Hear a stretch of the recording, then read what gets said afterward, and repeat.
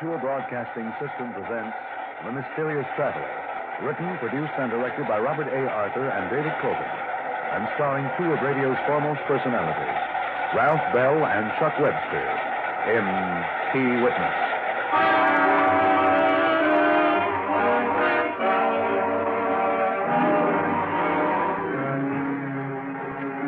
This is the Mysterious Traveler, inviting you to join me on another journey into the realm of the strange and the terrifying. I hope you will enjoy the trip.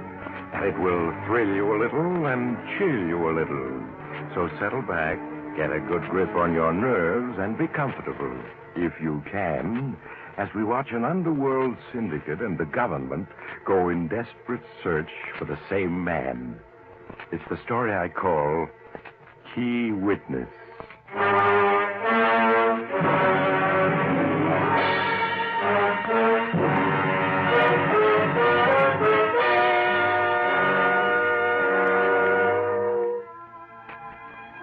The scene, the penthouse office of Mike Bruno, the nationally known and feared crime syndicate boss.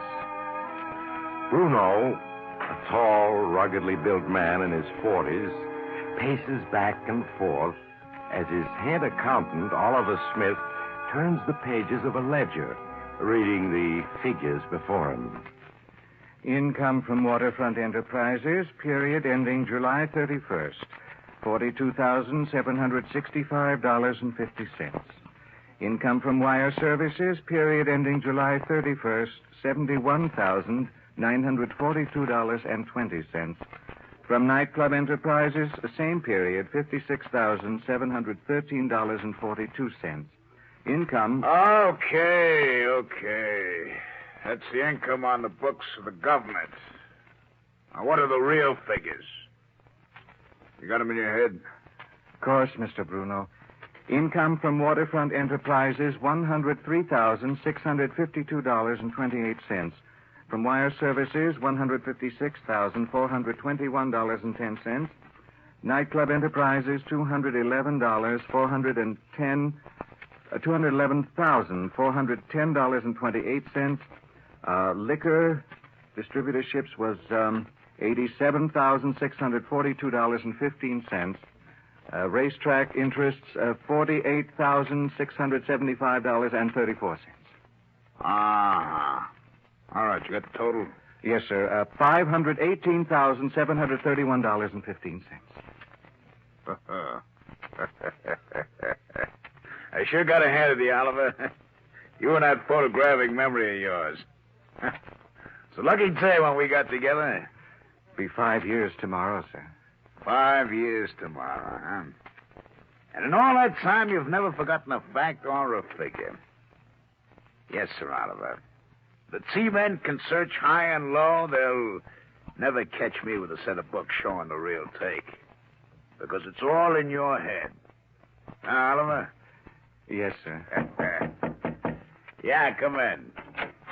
Ah, hello, Frank. Come on in, come on. Boss, I gotta talk to you, alone. Oh, yeah, all right. Oliver, I'll call you when I need you. Yes, sir. I'll be in my office.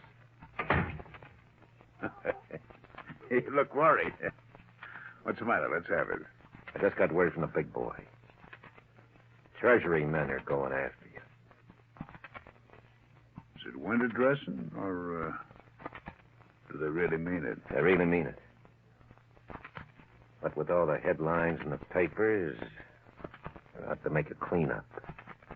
And you're it. Can't the big boy stop him? No. This is too big even for him. And, he says you're on your own. That's nice. Where's it coming? The T-men will be here tomorrow morning to seize your books. Don't waste any time, do they? Tomorrow morning, huh?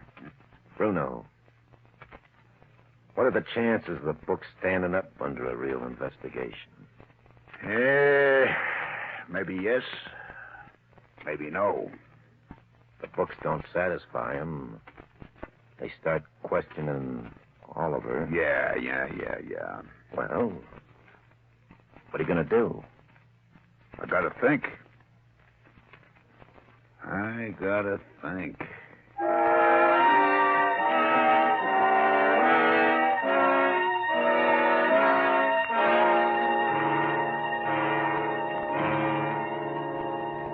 You wanted to see me, Mr. Bruno? Yes, Oliver. Have a seat.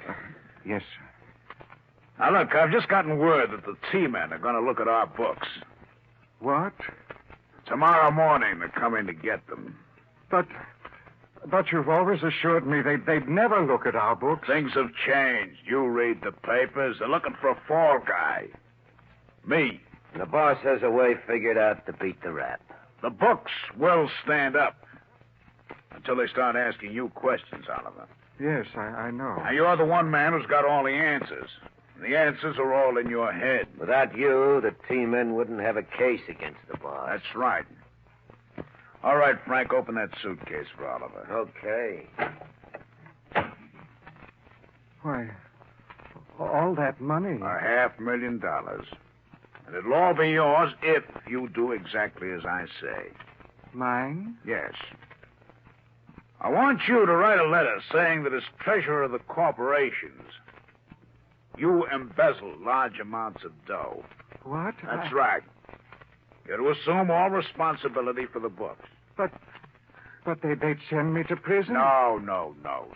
You're taking it on the lam. There are a couple of countries in the world where you can't be extradited for embezzlement. Denmark's one of them.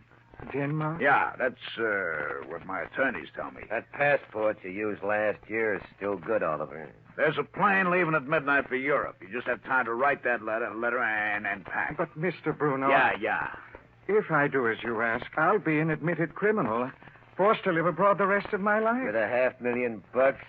Oh, what's so bad about that? And, Oliver, you're forgetting one thing. You filled out the corporation tax returns for me. You'd go to prison with me. Play it smart, Oliver. $500,000 and a life of ease in Denmark. You haven't much choice. No, I don't. Do I? Very well, Mr. Bruno. I'll do as you say. Nah, you're showing good sense. Okay, Oliver, write that letter assuming all responsibility for the dough. I've held out in the government, and when you're finished, I'll send one of the boys along with you to help you pack. Yes, Mr. Bruno. If you'll excuse me. Sure. Which of the boys do you want to take him to the airport? None of them. I'm not taking any chances on a slip-up. You and me will be taking Oliver to the airport.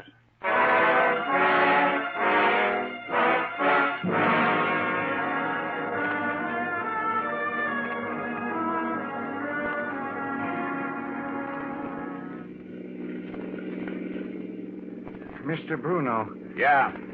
Haven't you taken the wrong road? This isn't the way to the airport. Relax, Oliver. We got plenty of time to make the airport. Sure, your plane doesn't leave for another hour. But we're going in the opposite direction of the airport. Why, at this rate... All right, shut up. That's $500,000. Denmark. You never meant it, did you? You catch on fast. Now that you have that letter I wrote you, you're going to kill me. No one lives forever. Easy does it, Oliver. Where are you taking me? We stop at the top of the hill, boss. Right. Mr. Bruno, you can't kill me. Not after 5 years of loyal service. Haven't I always done everything you asked without question? Take care of him, Frank. No, don't! He'll be out for at least 10 minutes. That'll give us more than enough time. Yeah. Which spot the other car? A clump of trees up ahead, out of sight. Good. Yeah, it's lucky traffic's light on this road. That's why I picked it. Okay, let's finish the job. Put him behind the wheel. I got him. Easy. There we are. All right, I'll release the brake. Start pushing. I'll steer it. Just a few more feet to the edge. You say it's 200 feet to the bottom? Yeah. Nothing but rock down there. Okay, she's starting to roll. There she goes.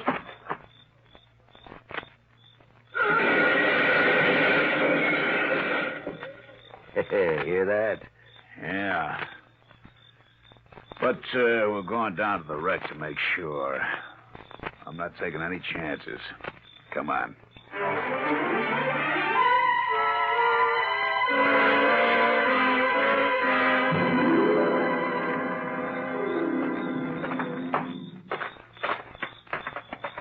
Look at that car, completely wrecked.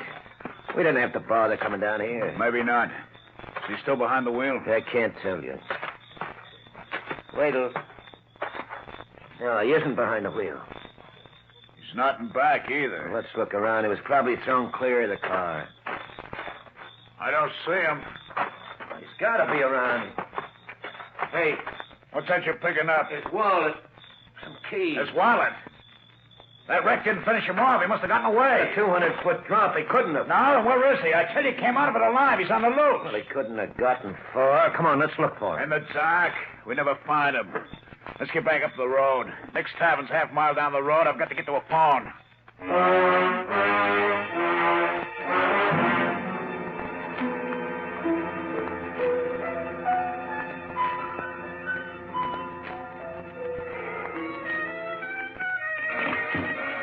I've read him. Give me Waverly 6678. That's right. Bruno, what are you doing? You going to round up some of the boys? Yeah, that's right. Hello, Mac. The boss. Yeah. Now listen closely. I don't want any slip-ups. I'm at Nick's Tavern on Highway 37A. Yeah. I round up half a dozen of the boys in a hurry. Send a couple of them to Meadville and Lewistown, both on 37A. That's right. Have a couple of more boys drive along 37A between Meadville and Lewistown, yeah. Now, they're to pick up Oliver Smith. You heard it right the first time. There'll be a 10-grand reward to the guys who find him. Yeah. Now get the boys on it, but fast. We gotta get him, Frank. If he ever gets to the police... Oh, the odds are all in our favor. Probably pretty badly hurt wandering around in a daze. Why, for all we know, he might have crawled a few hundred yards and died in the underbrush. Yeah, well, that's what I'm hoping. Oliver hasn't any money or moxie. Come on now, don't worry, boss. He isn't going to get to the cops. Yeah, sure. Come on, let's get back to my office.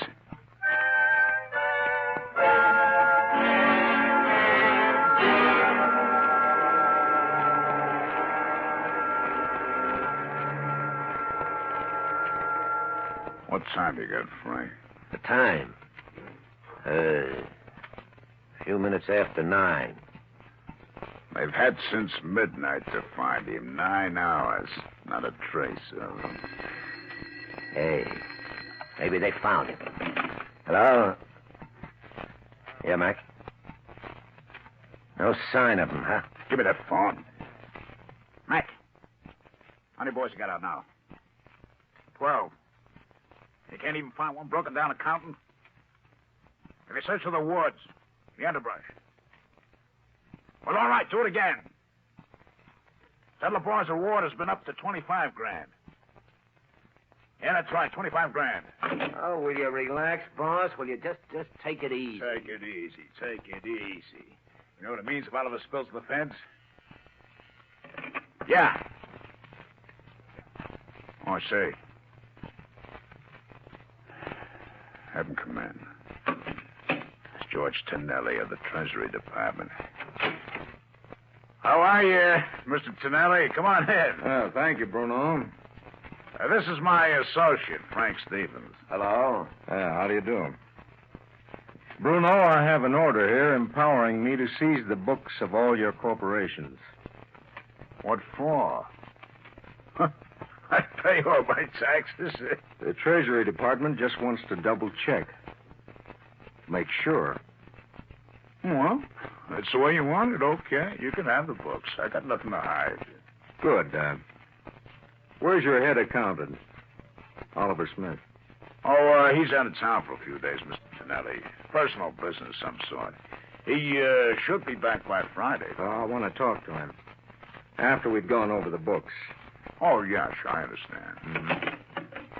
Miss Daniels, will you see to it that Mr. Tonelli's given all the books of our various corporations? That's right. All right, Mr. Tonelli. They'll be given to you on your way out. Oh, thanks, Bruno. Oh, by the way, I heard a police flash over my radio while I was driving here. Seems a car registered in your name was found wrecked off Highway 37A. One of my cars? Yes, didn't you know about it? No. Huh. Well, after all, I got 6 cars. One of my employees must have taken it without my permission. Or it may have been stolen. Was anyone found in it? Well, I'm sure we haven't met before. No, but I recognized you from your picture. Sit down. Thank you. Yes, like I always say, for more cops like you, we'd have nothing to worry about. I've been following your career for years. How did you like the Crane case? I don't think I remember that one. Oh, you must. Their plant was held up back in 1946. As I recall, the bandits got away with $90,000. That was a lot of money in those It days. still is. At any rate, a Freddie King was apprehended. Freddie King, huh? Yes. Would you like to know what happened to him? I can hardly wait. He pleaded guilty and was sentenced from 5 to 10. Now, he might have done better had he been willing to divulge who his Confederates were or the whereabouts of the loot. Well, what did happen to it? Well, that's where you come in. I suspect you wound up with the proceeds of that robbery. Me? You and Ben Benton. Then when Freddie got out, you gave him his share. In lead. Lead? Oh, didn't you hear? He's dead. Not good old Freddie. Why, you're all broken up, aren't you? Sure. He was a wonderful boy. Of course, I only know him casually. Well, at that, I'm doing better with you than I did with Benton. He denied even knowing Freddie. Benton said he don't know Freddie? He's a liar. But not you. No, you Hello. Boss, this is Frenchie. Yeah, Frenchy, anything new? You still offering 25 G's for Oliver Smith? You find him? What about the 25 G's? You'll get it. Do you know where Oliver is? Yeah, I found his hideout. I'm calling from a drugstore in Meadville. Corner of Main and Vine. Corner of Main and Vine. Sit tight, Frenchy. We'll be there in an hour.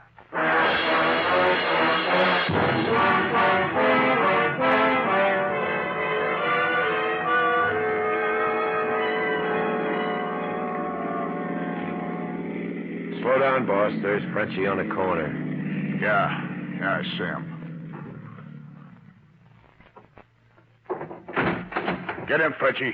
Sure, boss. All right, what's the story? Smith is here in town. He's locked up in the town jail. What? The cops have him? Yes and no. Come on, spill it. The local jail is a dump, 4 cells. Just on a hunch, I looked in. There's 2 guys in there. One is a broken-down bum. The other, Oliver Smith, looking like a bum himself. And I done some nosing him around. Smith was arrested for vagrancy. Arrested for vagrancy.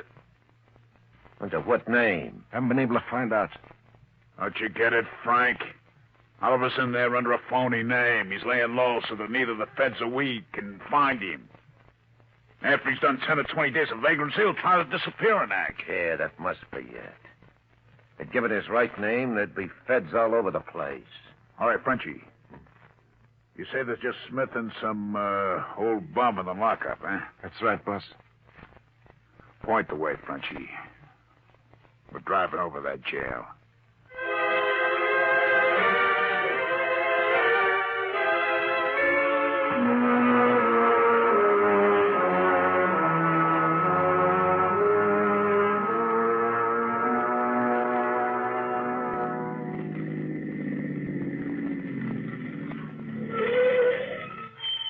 That's it over there? That 2x4? Yeah, that's it. Where's the sheriff at this time? He lives in that white frame house next to the jail. I saw him go in his house an hour ago. Well, he's probably through for the day, and just the 2 prisoners there. Yeah. Frank, you got a key that would open those cell doors? Oh, sure. Those old locks aren't any trouble. Good. Frenchie. Hmm? You got a knife. Yeah? That's good. I want you to take care of Oliver. Right now. Look, boss, it's a dangerous setup. What with the sheriff just a few yards away from the jail, and that bum dares a witness? You can wrap the whole thing up in a minute flat. No, I can't Frank do it. This is more in his Because line. Smith knows Frank. He'd start yelling the moment he saw him. He doesn't know you. Yeah, maybe not, but... If you want that 25 grand, you'll do it. In fact, you'll do it because I'm telling you to. Okay. Here's the key, Frenchie. You won't have any trouble with those locks. Just give it to him. Fast and clean.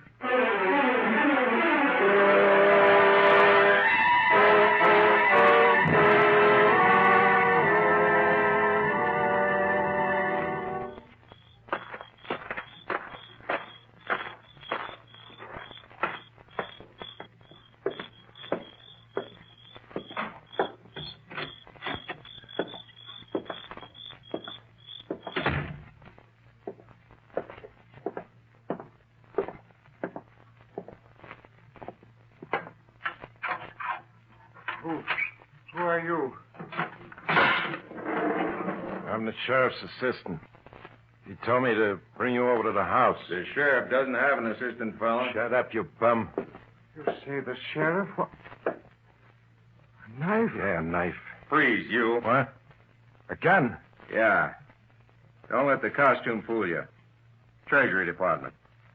Okay, Sheriff. A frame, huh? Well, looks like you were right, Mr. Tonelli. So you got your killer, eh? Yes. Throw this guy into a cell, Sheriff, after you've taken that key from him. I'll be right back.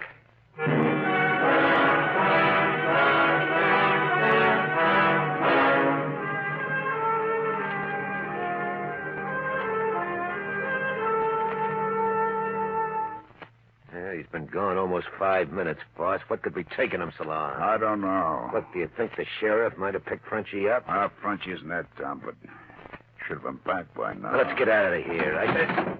What the... Hello, Bruno. Tonelli. Yes, small world. Keep your hands where I can see them. That's better. Both of you. Out of the car.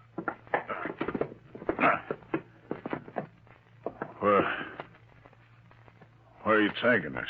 I want you to meet an old friend. Come on.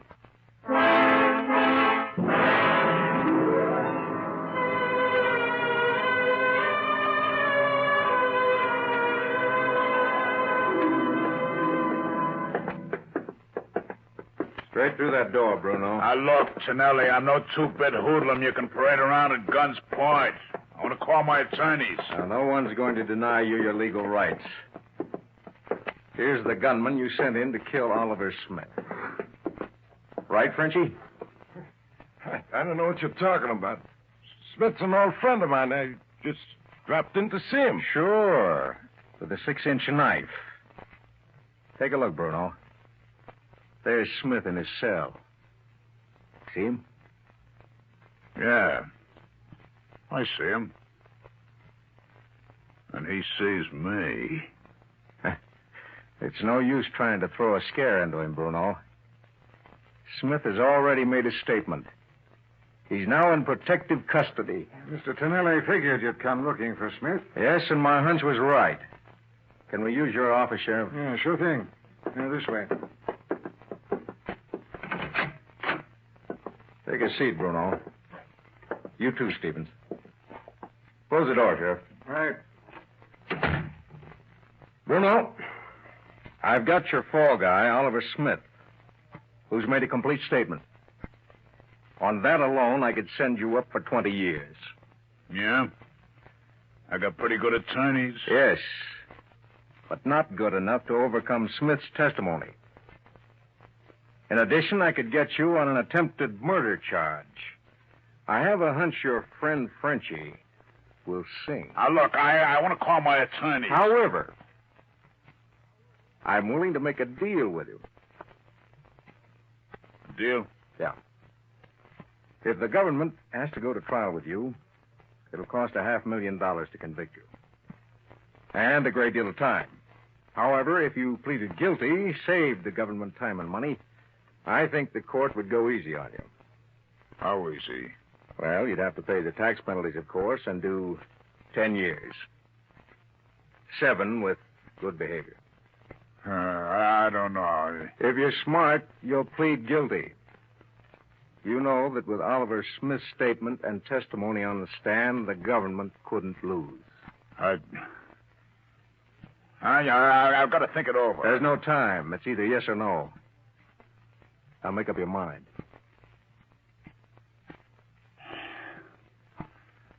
Okay, I'll plead guilty. I know when the odds are against me. Now you're being smart. I'll get one of my men in. You can make a complete statement.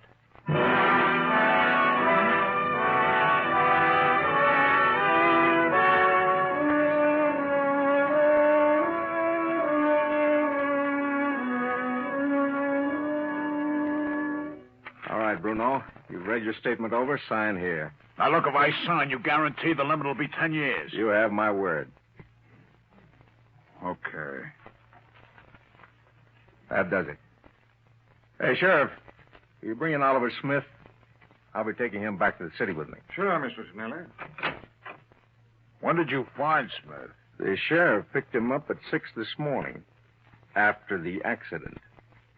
He was wandering along Main Street. Did he tell the sheriff who he was? No. Here's Smith now, Mr. Snelly. Thank you. As a matter of fact, Bruno, Smith couldn't have told the sheriff who he was, even if he wanted to. What do you mean? When the sheriff picked Smith up and questioned him, Smith couldn't answer. Couldn't answer. That's right. The sheriff called in a doctor. An examination revealed that Smith had amnesia. Amnesia? Yes. He got it from a severe head blow he suffered in the accident. It's a case of complete amnesia. But if he's got amnesia, that means he doesn't remember anything of the past. He couldn't have made a statement to you or testified against me. No, he couldn't. And without Smith's testimony, we had no case. That build-up you gave me, it was a bluff, a lie. Yes. But justice has been served. And that's the important thing. Isn't it, Bruno?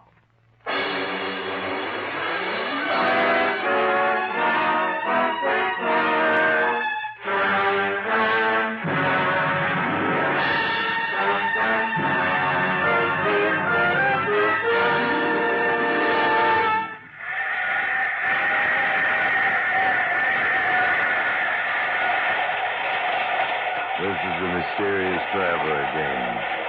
Did you enjoy our trip? Poor Mike Bruno. It seems some days nothing you do turns out well. How was he to know that Oliver Smith was a victim of amnesia? Some people simply will die easily. Well, poor Mike is now doing 10 years at a federal prison. As for Oliver Smith, well, to date he hasn't any part of his memory back, and he never may. Which reminds me of another story. It concerns a young and enterprising undertaker who developed the unique idea of soliciting customers before they were dead.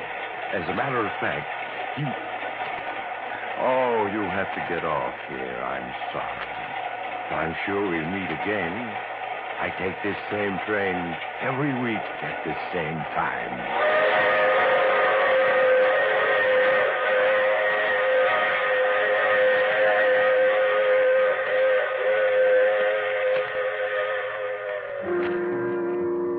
You have just heard The Mysterious Traveler. Now you can enjoy other tense and exciting tales of The Mysterious Traveler in the current issue of The Mysterious Traveler magazine, now available. In our cast were Ralph Bell, Chuck Webster, Brett Morrison, and Lawson Zerby, with Maurice Tarpon starred in the title role. Music under the direction of Emerson Buckley, composed by Richard DuPage. The Mysterious Traveler is written, produced, and directed by Robert A. Arthur and David Cogan. Phil Tonkin speaking. This program came to you from New York.